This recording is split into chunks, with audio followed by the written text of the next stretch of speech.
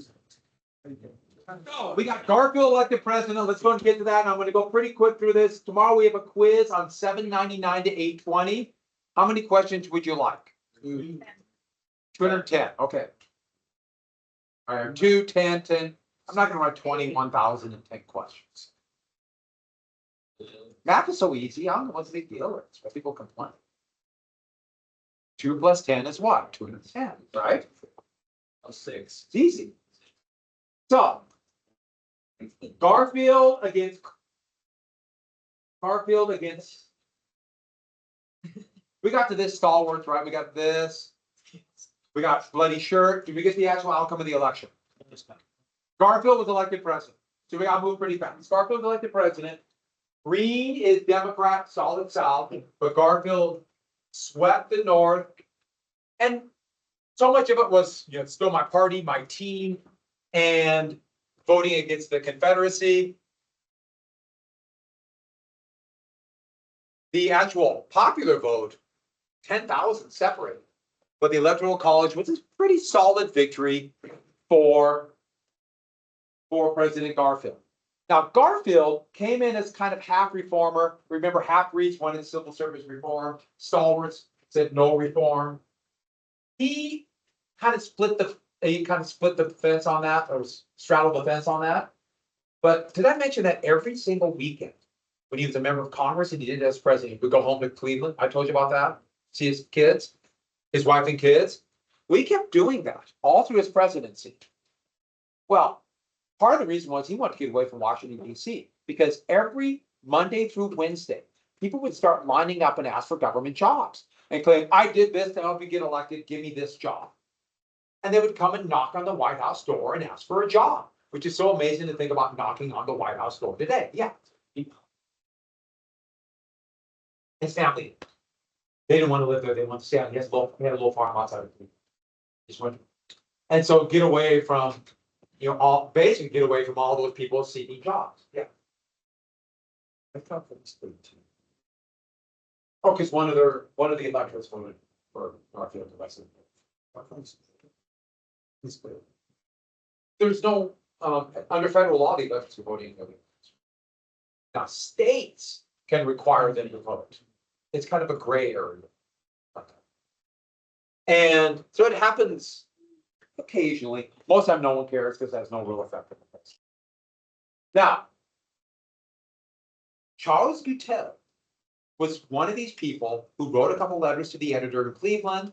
He was a clerk, he had got fired, but he thought he got Garfield elected president and thought he deserved a job.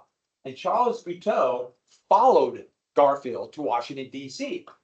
Basically used what little money he had to get a boarding house. As soon as he's out on the street, he ran out of money.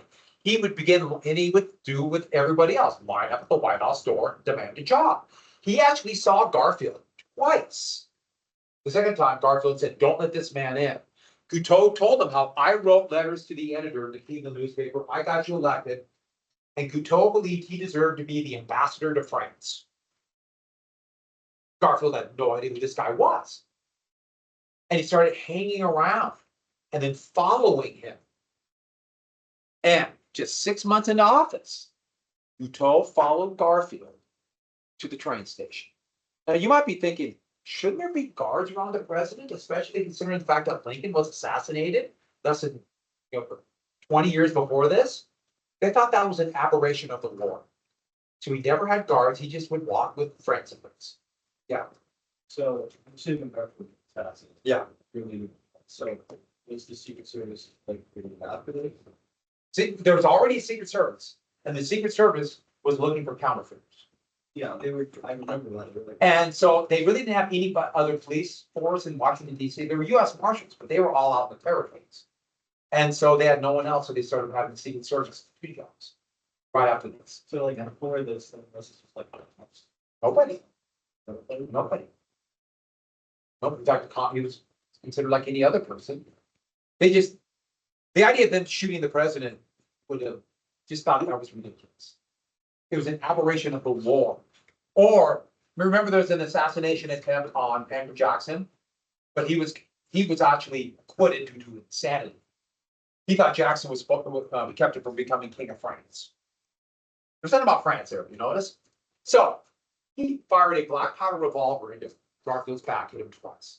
One lodged near his spleen, pierced his intestine. And they immediately did what they were supposed to do. They used brass prods, started sticking to the hole, trying to find the bullet to get it out as quickly as possible. Because the assumption was it would infect. Amazingly, it didn't infect right away, but they kept poking and prodding, cutting, gouging on him for 6 weeks. The guy lived for 6 weeks. So this was on the cartoons, an office for your life. This job seeker. And when he was elected, this was his statement. And when he's arrested, I'm sorry. He thought he would get a job out of this. He would get condemned. But they tried everything. This is from the New York World, showing with a bullet lodged near the intestine in the back spine. Alexander Graham Bell used a primitive metal detector to try to find the bullet. Basically shot metal waves into the body, and it would be reflected off a lead shield that couldn't find the lead bullet. And he refused morphine because he didn't want it, he wanted to be coherent. So he was in agony the whole time. And they finally poked and prodded him enough that infection hit and he died. He very well could have lived if they would have left him alone. Doesn't mean he would. But I don't know. Remember I told you how Lincoln, that surgeon came in, stuck his finger in the hole. Same deal. I mean, they did what they thought was right. And so they killed him essentially. And now Chester A. Arthur is president. And he was the stalwart. He got rich running the customs house, collecting tariffs and getting kickbacks. What is it called? Stealing from the government? What is that term again? What is it? Graft. And now he's president. And Congress immediately pushed through civil service reform, the Pendleton Act. And the Pendleton Act said there will be a professional civil service that will not be fired every time there's a new president. And they must pass a test to prove that they are qualified. So no longer it would be hacks or loyalists. Didn't mean they always were, but that's kind of what was happening. By the time you have Grant Hayes and through Garfield, discussing Garfield. And the amazing thing is the president who personified graft would sign the bill to try to eliminate this. And that is why up until very recently, government has been very steady. About 95% of federal government jobs, and every state would pass a law, including Montana, every state would pass a law very similar to this.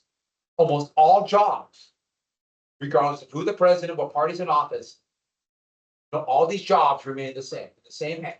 And they have to be hired through a professional process. And with the idea being there's a steady state in government. So we know the same basic processes will happen tomorrow that are going on today. So we can predict the future, we can plan for the future. That includes like taxes, government rules, everything.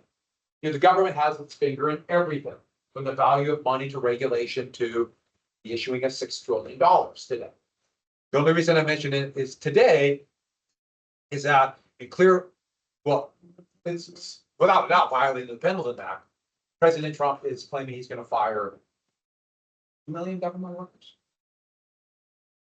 He sent them all letters to try to get them to resign. And I don't know where this is going to go, but they're basically trying to blow up government and replace it with AI, which, as you well know, makes no mistakes. And that's me being facetious. Got my little sarcasm there. But the big point is, regardless of what your point of view on that is, but the law is violated. If he is violating the law, which all definition appears to be, it's federal.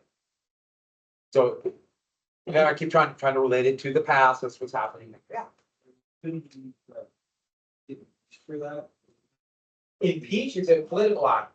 So it requires a majority vote in the House. So sure, yeah. Really? No. Because Republicans control the House. But this is stepping on only Congress can pass laws to change government agencies as far as agencies. Yeah, we're in a kind of a constitutional, a never-ending constitutional crisis.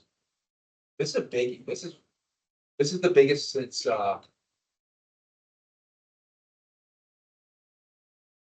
New Deal and Civil War. It's kind of behind the veil because people aren't focused on other things. This is a really big deal. Like I said, you're riding the wave, people. So back to this. It goes back to him. But think about Arthur. Arthur kind of represented the corruption, and the Republicans did not want him to be president again. And he had gotten rich. And what did he buy with his money? He had thousands of pairs of pants. And he would collect pants. He would change pants sometimes 3 or 4 times an hour. So in the middle of something could run out, put new pants on. He would collect historic pants. Like it was a big treasure while he was president. He got John Adams pants. He had them fitted so he could wear. I think walk around. That's John Adams pants. He's going to get him pair of pants. And to me, that sounds very rational. And I only have like 350, maybe 400 pairs of pants. So I'm not even in the same boat. People collect weird things. I've never really heard of people collecting pants. I've heard of people collecting shoes. Imelda Marcos, who was married to the dictator of the Philippines for 30 years in the 80s, she had something like 100,000 pairs of shoes.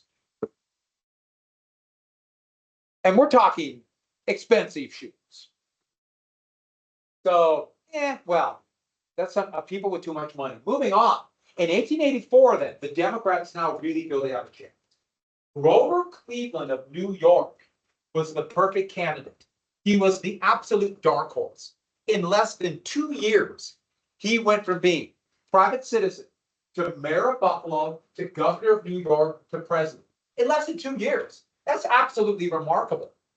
It's only happened a couple times where someone has gone from complete obscurity to president in that short of time. In fact, no one. I can't think of anybody that short of time. Barack Obama was completely unknown outside of Chicago in 2004. And in 2008, he was elected president. So that's pretty close.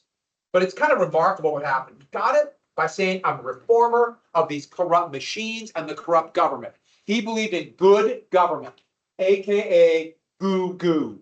Good government, goo goo. That was a goo goo. Yeah, anyone can say they're for corrupt government. People say, I want efficiency, and they don't really mean it. And Cleveland was kind of that. But he also promised something that farmers wanted, Republican or Democrat. Railroad rate regulation. Do something about the railroads. Here's a cartoon showing the evil railroad. Look at the railroad. You make it look like an animal. The creature with eyes, and that's its mouth, its teeth, and it's it has a cow in there, but it's kind of swallowing up everything. And special rates, the privileged trust, meaning all those deals railroads would give to big customers. And here's the common person. And saying, you better do something about it. It represents a toddler. 1880 to about 1920, toddlers.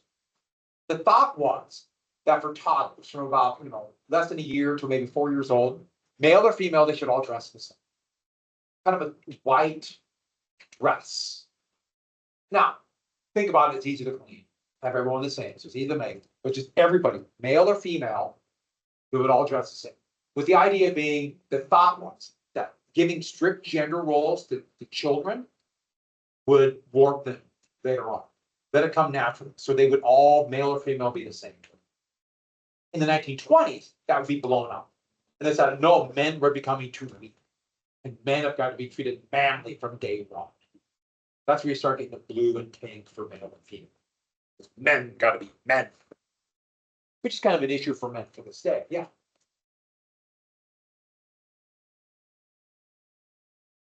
It's more of a masculine. Yeah. Like realistic that it's more of a delicate. You're right. And it would start that, but that started that they divided people up, blue and pink. But you're right, pink was actually kind of manly. And then it became the exact opposite.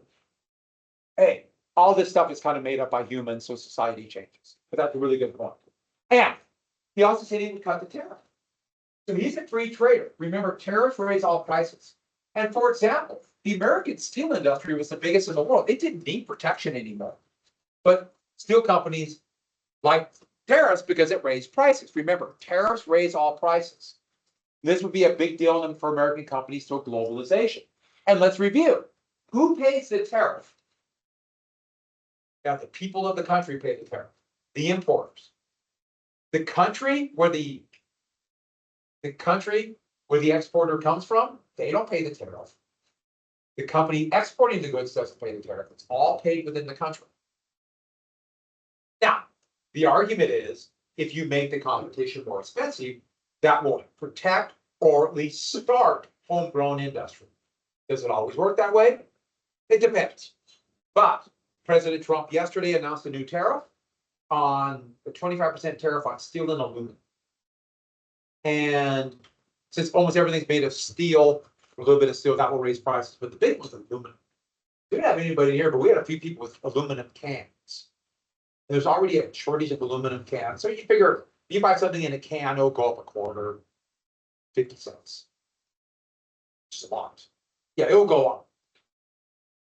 I don't know if he'll carry it out. He made a big deal about the last tariff and then backed down when the stock market did. My guess is the stock market. Let's check. Stock market crashed on Friday, a really bad day. What's it doing now? Anybody want to guess? It's actually doing fairly well. But there was a crash yesterday, so there's always people buying the stock when it's lower. My guess is people think he's not going to do it. By the way, the temperature's too. It's a balmy 2 outside. What's it supposed to get down to? 20, 25 below? Huh?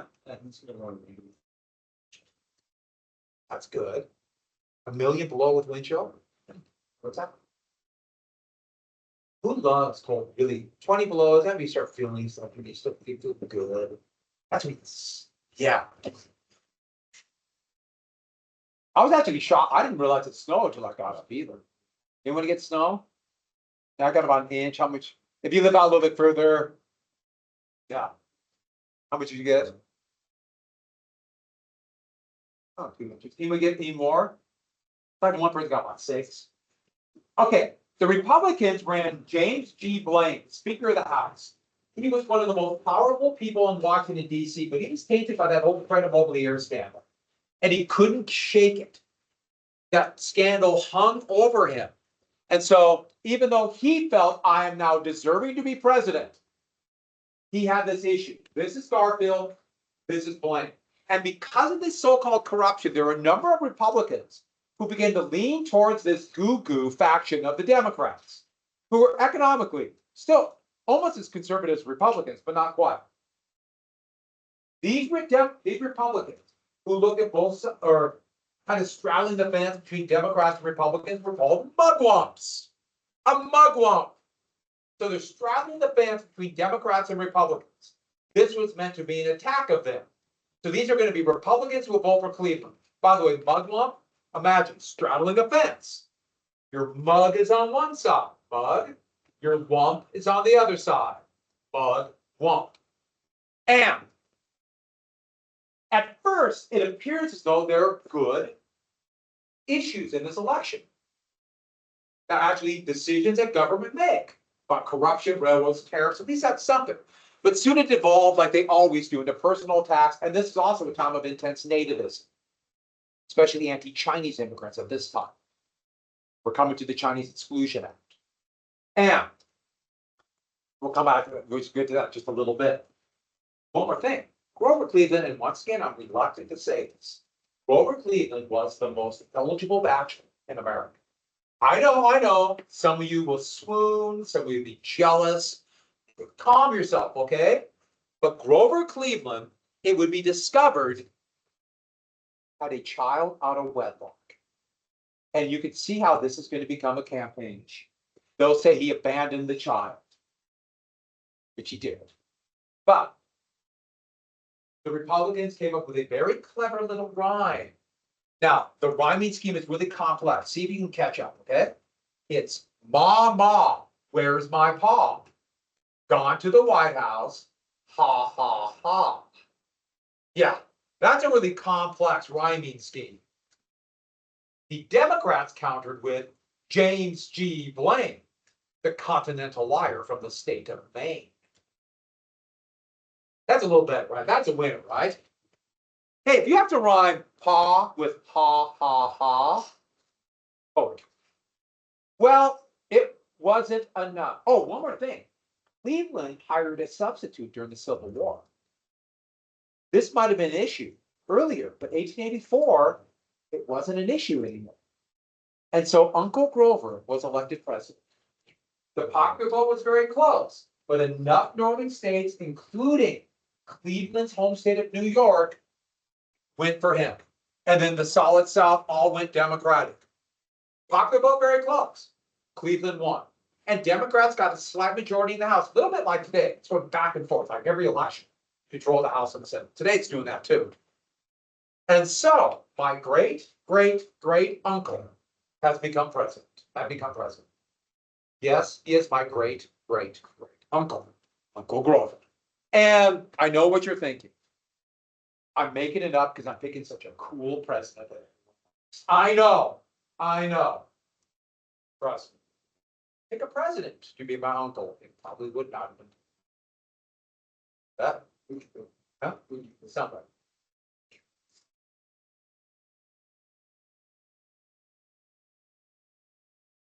There's pictures of him. But President DeVito. But the Danny DeVito poster is just about gone. That just faded away, slowly fading away. He's actually very politically involved, but that's another story. Uncle Grover became president. And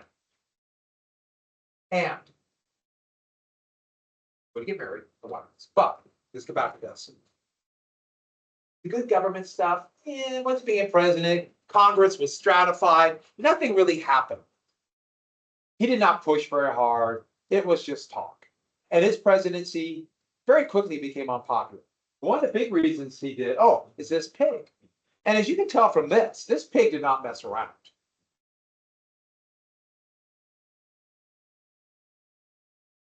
Now I want to ask you something, and this is a valid question.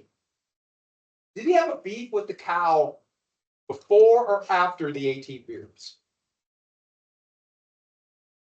I know, I did that on purpose. What do you think? Who thinks he hated the cow earlier and they just blew up? Who thinks he just got drunk and picked on a cow? You usually get all stuff to us. Yeah, he needed a drug to do it. I love the fact too. It's not one or two, it's 18 beers. Of course, he is from Australia. Moving on. How does a pig drink a beer? Huh? How does a pig drink a beer? Careful. Straw. Hearing about pig, they probably not only the beer, but also the can and the box it was in. And if there's a hand nearby, to eat the hand. Yeah, very carefully over that. Okay, so the Interstate Commerce Commission, remember it said something about railroad rates. It took 3 years, but finally a law got through Congress. And the Interstate Commerce Act created the Interstate Commerce Commission, or the ICC. And this commission would regulate railroad rates, AKA stopping price discrimination. So now there's finally a law that would regulate this. Remember, the Granger laws were thrown out by the Wabash Railroad case because of interstate commerce. The federal government can regulate interstate commerce. And this is a cartoon that's for it, trying to show like the railroads as unrestrained bucking broncos. And the commission, 5-member commission, these wranglers will come and break them and break the railroads. Well, as you can imagine, railroads at first were furious about this. Part of the reason why it took 3 years to pass. Both Republicans and Democrats were getting pressure to do this. Not from their big corporate and wealthy sponsors, but regular people wanted this regardless of party. But then, Richard Olney, who was a lawyer for the Baltimore and Maine Railroad, he would later become William McKinley and Teddy Roosevelt's attorney general. He kind of had this epiphany. Wait a second. The people want change. They want somebody to do something about railroads. Let me rephrase it. They want an act. Are people going to read the act? Are people going to pay attention? And this is a time when people read a lot more newspapers than today. Do people know what's going on now? A little bit. Not really. Not really. And so, let's use this. In fact, let me read you this quote. It's a really interesting quote. From a railroad point of view, the commission is or can be made of great use. It satisfies the popular clamor for government supervision of the railroads. So it does something. At the same time, that supervision is almost entirely nominal, worthless. The part of wisdom is not to destroy the commission, but to utilize it. Let's get a commission passed and make sure we can dominate. The president is going to appoint 5 members to this commission. It's the first regulatory commission in American history. 5 members. And they will be approved by the Senate. But it doesn't say who they can appoint. What kind of people could get appointed to a body to regulate railroads? They soon filled it up with railroad men. Railroads made sure that the president picked at least the majority that's going to be of railroads.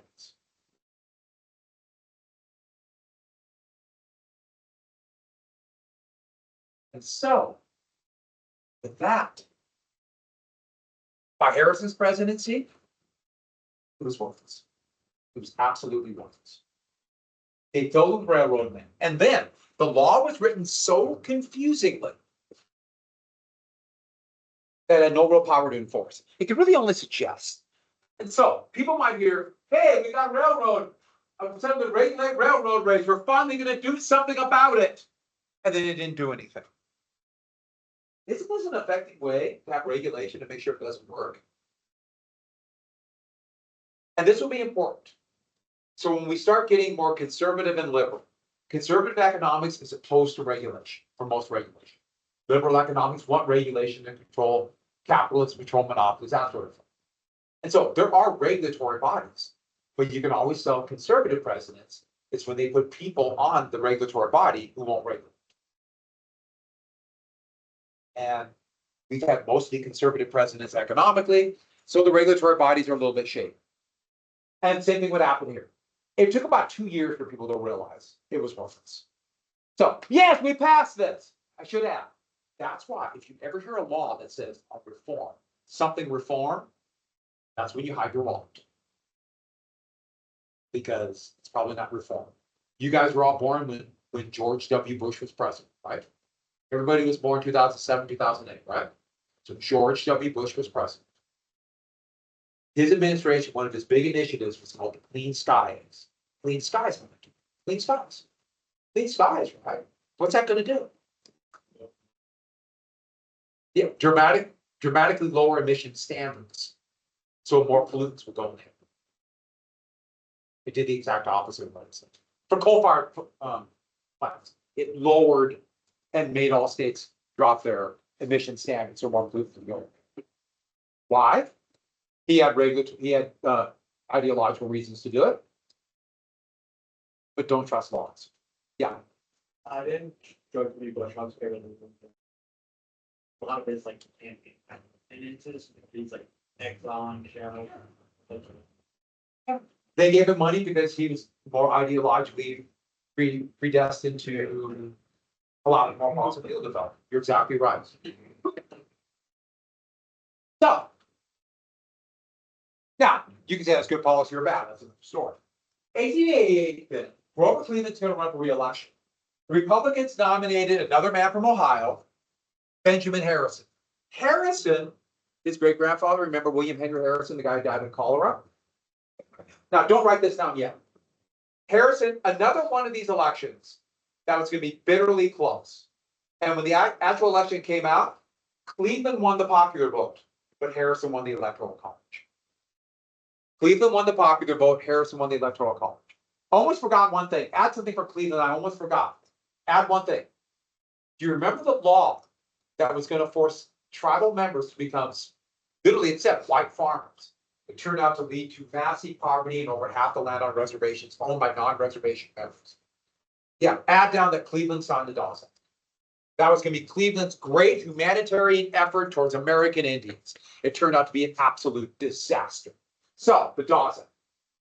The election was so close, and Republicans swing back again. Got a slight majority in the House and the Senate. They decided we don't want to lose the next presidential election or lose control of the Senate. So they created a bunch of Western states, hoping they would all go to the Republicans or the GOP. What state? Can anyone think of one state they created right after this election? Hannah. And they split that in half to give at least 4 senators they thought would be Republican and 6 electoral votes. That's why there were 2 Dakotas. It was a pure, cynical political move. And who thinks there are far too many Dakotas as a state? Yeah, yeah. Have you been to North Dakota? Have you been? Who's been to South Dakota? Yeah, yeah. Come on, people. I don't know if that should be just like a whole. Kind of is with 2 states. There, we're attacking the Dakotas, and this is on film. When I was a kid, it was really fun to have North Dakota trips. Moving on. So in 1890, there's still popular clamor for 3 different types of laws. Because even though the ICC, they're just learning, it wasn't doing anything. What about monopolies? What about deflation? What about the high price of goods because of tariff? And 3 laws will be passed in 1890. The first one would be called the Silver-Sherman Purchasing Act. The United States government would spend $4 million of taxpayer money and to buy 4.5 million ounces. OZ is an abbreviation for ounce. I used that on purpose. There's a couple other abbreviations, but OZ. Now, the thought was, people just assume, what are you going to do with silver? Mint coins. And that's what they thought. They would mint coins, thus putting more money in circulation, thus creating inflation. No, the law never said they would mint coins. They bought all this silver and filled the basement of the US Treasury building with silver. And then they just started filling other government buildings with silver ink. They just filled it up with silver. They didn't mint coins. It seemed like it was going to create inflation. It didn't do it. No. Now, one more thing about it. It did pump $4 million into the economy. Every month, $4 million came in. It made Butte. The gold had played out, Butte was dying, all of a sudden the Sherman silver purchasing. What other metal is always around silver? Copper in the second industrial revolution, and this set the stage for the big copper production in Butte. But ICC didn't do anything, Sherman silver purchasing. Another Sherman Act, John Sherman, one of the last old anti-monopolist kind of Lincoln Republicans still around. His brother was William Tecumseh Sherman. He wanted to do something about monopolies. The Sherman Antitrust Act, or the SATA. It said no illegal restraint of trade. What's illegal restraint of trade? Monopolies. Monopoly power to set prices, set supplier prices, set wages, and then imply that the government can break up monopolies. You notice I use the word imply. So once again, another law that's going to deal with monopolies. Yet the law is completely indecipherable. I'll finish this tomorrow after the quiz.